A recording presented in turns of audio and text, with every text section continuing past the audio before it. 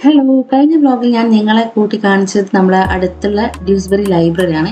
ഇന്ന് ഞാൻ നിങ്ങളെ കൊണ്ട് പോകുന്നത് നമ്മുടെ അപ്പാർട്ട്മെന്റിന്റെ തൊട്ട് താഴെയുള്ള ഒരു സ്ട്രീറ്റ് മാർക്കറ്റാണ്. അതിന്റെ പേര് ഡ്യൂസ്ബറി മാർക്കറ്റ്. പുതിയൊരു സ്ഥലത്തെത്തി കഴിഞ്ഞാൽ നമ്മൾ ആദ്യം ചെയ്യുന്ന കാര്യം അതിന് ചുറ്റുമുള്ള സ്ഥലങ്ങളൊക്കെ ഒന്ന് എക്സ്പ്ലോർ ചെയ്യാനല്ലേ. അങ്ങനെ കുറേ സ്ഥലങ്ങൾ എക്സ്പ്ലോർ ചെയ്തതിൽ നമ്മൾ സ്ഥിരമായിട്ടെന്നല്ല, അത്യാവശ്യം പോകുന്ന രണ്ട് സ്ഥലങ്ങൾ എന്ന് പറയുന്നത് ഒന്ന് ലൈബ്രറിയും പിന്നൊന്ന് നമ്മുടെ തൊട്ട് താഴെയുള്ള മാർക്കറ്റ്. ഇതൊരു സ്ട്രീറ്റ് മാർക്കറ്റാണ്, ഡ്യൂസ്ബറി മാർക്കറ്റ്. അപ്പോൾ യു കെയിൽ ഒരുപാട് സ്ട്രീറ്റ് മാർക്കറ്റുകളുണ്ട്. അപ്പോൾ യു കെ പോലത്തെ ഒരു കൺട്രി സ്ട്രീറ്റ് മാർക്കറ്റുകൾക്ക് നല്ലൊരു പ്രാധാന്യം തന്നെ കൊടുക്കുന്നത്. ഇപ്പം ഡ്യൂസ്ബറി മാർക്കറ്റിന് ഒരുപാട് പ്രത്യേകതയുണ്ട്. കാരണം പറഞ്ഞാൽ ഇത് ആഴ്ചയിൽ 2 ദിവസം മാത്രമേ ഉള്ളൂ. ഒന്ന് ബുധനാഴ്ചയും പിന്നൊന്ന് ശനിയാഴ്ചയും. അതും രാവിലെ 9 മണി തൊട്ടിട്ട് വൈകുന്നേരം 4 മണി വരെ മാത്രം.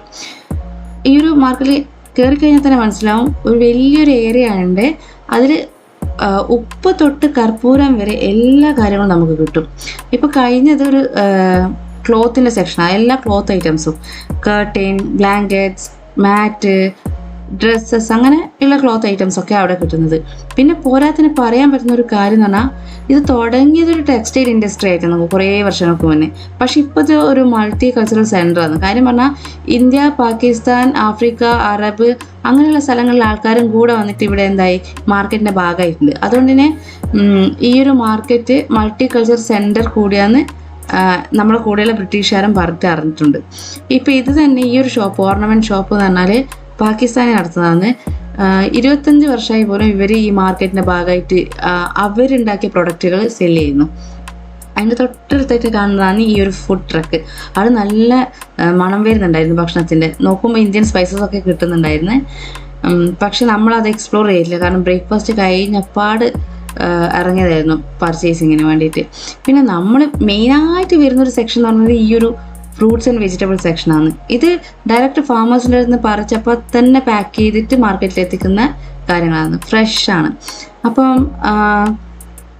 ആഴ്ചയിൽ എല്ലാ ആഴ്ചയൊന്നും വരാറില്ല, 2 ആഴ്ച കൂടുമ്പോഴൊക്കെയാണ് നമ്മൾ ഈ മാർക്കറ്റിൽ വരാറ്. വന്നാൽ തന്നെ ആദ്യം ഒരു റൗണ്ട് അടിക്കും ചുറ്റും, എന്തെങ്കിലും പുതുതായിട്ടുണ്ടോയെന്ന്. അങ്ങനെ പുതുതായിട്ട് കണ്ടതാണ് ഈ ഒരു ബോക്സ്. ഈ ഒരു ബോക്സിൽ 6 മാങ്ങ എന്തോ ഉണ്ടായിരുന്നു. പക്ഷെ അതത്ര ഫ്രഷായിട്ട് തോന്നാത്തത് കൊണ്ട് ചോദിച്ചു നോക്കി. അപ്പം നോക്കുമ്പോൾ പുറത്തുനിന്ന് വന്നതാണ്. പിന്നെ നമ്മളെ മാർക്കറ്റിലേക്ക് നയിക്കുന്ന ഏറ്റവും പ്രധാന ഘടകമാണ് ഈ ഒരു തേങ്ങ. കാരണം നമ്മൾ ഇപ്പം നിൽക്കുന്ന ഏരിയയിൽ മറ്റൊരു സ്ഥലത്ത് നമുക്ക് തേങ്ങ കിട്ടിയിട്ടില്ല. അങ്ങനെ അന്വേഷിച്ച് വന്നപ്പോൾ കിട്ടിയത് ഇവിടെയാണ്. പിന്നെ ഈ ഇലയുടെ സെക്ഷനിലുള്ള കറിവേപ്പില, ഇത് രണ്ടും നമ്മുടെ റെസിപ്പിയിലൊരു മെയിൻ ഘടകമായതുകൊണ്ട് നമ്മൾ ഈ മാർക്കറ്റിൽ തീരുമ്പോൾ റീസ്റ്റോക്ക് ചെയ്യാൻ വേണ്ടിയിട്ട് വരാറുണ്ട്. പിന്നെ യു കെയിൽ ഇപ്പോൾ സമ്മർ ടൈം ആയതുകൊണ്ട് നമ്മളെ ഭക്ഷണത്തിൻ്റെ ഒരു പ്രധാന ഭാഗമായിട്ടുള്ളതാണ് ഈ ഒരു ഫ്രൂട്ട്സ്. അപ്പോൾ ഇന്ന് വന്നപ്പം മെയിനായിട്ട് നമ്മൾ പർച്ചേസ് ചെയ്തത് ഫ്രൂട്ട്സിനാണ്, പിന്നെ തേങ്ങയും.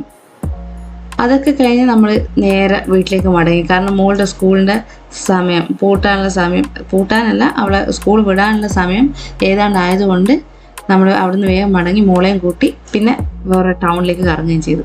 അപ്പോൾ ഇന്നത്തെ വീഡിയോ അത്രയേ ഉള്ളൂ. നിങ്ങൾക്ക് ഇഷ്ടമായിട്ടുണ്ടെങ്കിൽ ലൈക്ക് ചെയ്യുക, സബ്സ്ക്രൈബ് ചെയ്യാം. Bye bye.